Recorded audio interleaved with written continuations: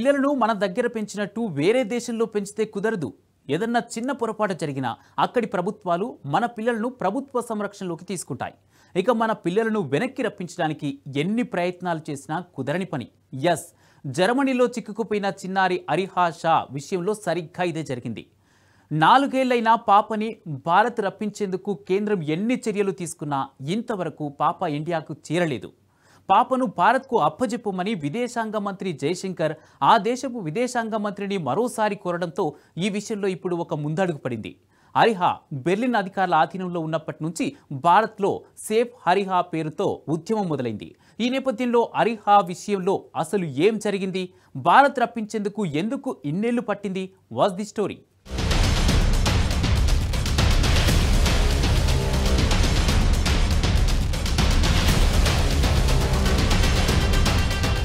జర్మనీలో చిక్కుకుపోయిన చిన్నారి అరిహా షా కేసుపై కేంద్ర ప్రభుత్వం స్పందించింది.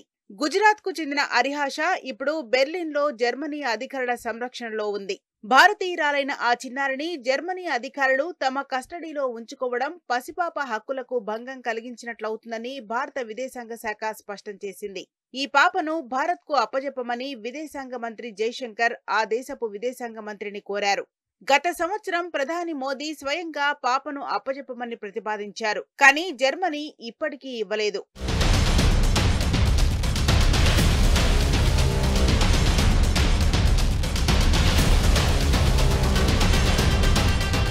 అరిహా షా సెప్టెంబర్ 2021 నుండి జర్మన్ రాష్ట్ర కస్టడీలో ఉంది. అప్పటి నుండి ప్రభుత్వం ఆమెను స్వదేశానికి రప్పించడానికి కృషి చేస్తోంది. బేబీ అరిహా షాను త్వరగా తిరిగి ఇచ్చేలా చూడాలని భారత్ జర్మనీని కోరింది. అరిహా షా 7 నెలల వయసులో ఉన్నప్పుడు ఆమె తల్లిదండ్రులు తనను వేధించారని ఆరోపిస్తూ జర్మన్ అధికారులు ఆమెను సెప్టెంబర్ 23, 2021 కస్టడీలోకి తీసుకున్నారు.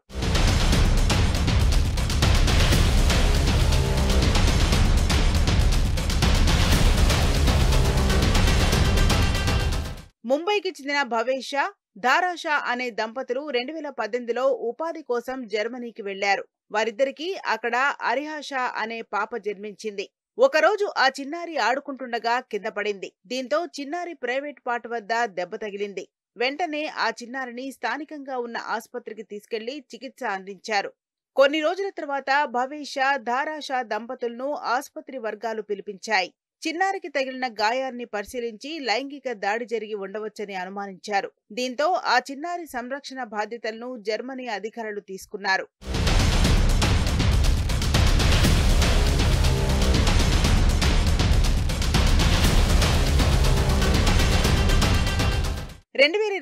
సెప్టెంబర్లో ఈ ఘటన జరిగింది. అప్పట్నుంచి అరిహా షా జర్మనీ అధికారుల సంరక్షణలోనే ఉంటోంది. 2021 సెప్టెంబర్ నెలలో పాపను తీసుకెళ్తే ఇప్పటి వరకు తిరిగి అప్పగించలేదు. జర్మనీ చట్టాల ప్రకారం పిల్లల పెంపకంలో పిల్లలకు హాని జరిగినట్టు ఆధారాలు కనిపిస్తే వారు పిల్లలను తమ సంరక్షణలో తీసుకుంటారు. ప్రస్తుతం భారత్లో ఉన్న తల్లిదండ్రులు పాపను తమకు ఇవ్వమని అప్పట్నుంచి న్యాయ పోరాటం సాగిస్తూనే ఉన్నారు.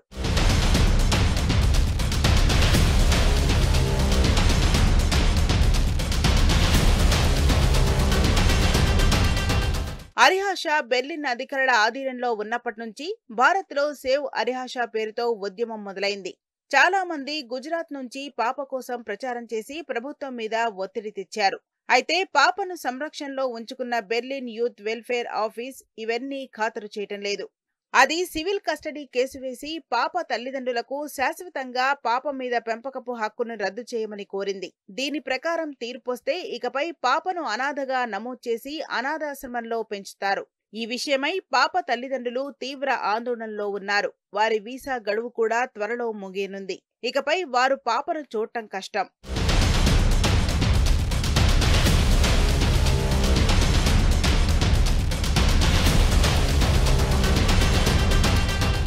పిల్లల పెంపకంలో భారతీయుల వైఖరి విదేశీయులకు అర్థం కావడం లేదు. మన దేశ విధానాలను చాలా దేశాల్లో తప్పుగా, నేరంగా పరిగణిస్తారు. అదే సమయంలో మన దేశంలో కూడా పిల్లల పెంపకంలో సున్నితంగా మారాల్సిన అవసరాన్ని ఈ ఘటనలు తెలియజేస్తున్నాయి. వారితో వ్యవహరించే పద్ధతి మారకపోతే, చట్టాలు కఠినంగా వ్యవహరించకపోయినా పిల్లల ప్రవర్తనలో చాలా మార్పులొస్తాయి.